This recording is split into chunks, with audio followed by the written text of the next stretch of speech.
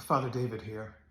You know, the religious leaders who are standing up and supporting Donald Trump are a stark reminder that from the beginning of our Judeo-Christian tradition, we have had palace prophets and priests who stand up and support the obviously corrupt, arrogant, and incompetent leaders among us. And in response to those palace prophets and priests, God himself chose people who were generally considered to be quite lowly. Amos, a shepherd; Jeremiah, just a young kid; Isaiah, who was worried about his dirty lips, not being able to properly speak God's words.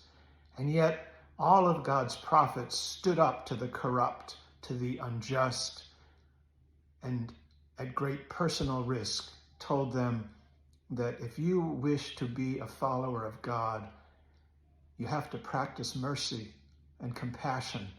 You have to welcome the immigrant, and you have to remember that God is God, that you, Mr. Leader, are not God.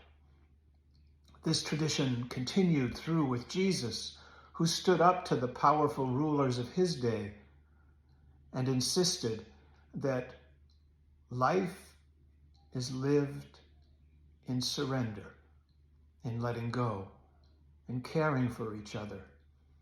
It is not lived in exercises of power or domination, or putting people down because of their vulnerabilities or disabilities.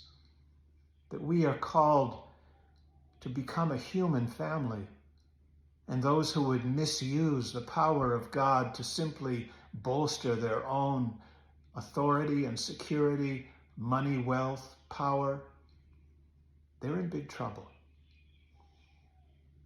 And it may not seem like that in the short run. After all, in the short run, Jesus ended up on the cross. But in the long run, love resurrected him, and the people who opposed him entered into the dustbin of history. We are at a turning point, I think, in our nation.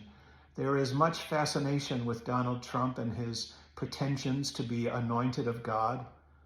The nonsense that his fortunate miss with the assassination attempt was somehow ordained by God is completely ridiculous. That must mean that people like Hitler and Pol Pot, who survived many, many years to do horrible things, also were protected by God. Nobody can actually believe that. Christians need to get off the Trump train.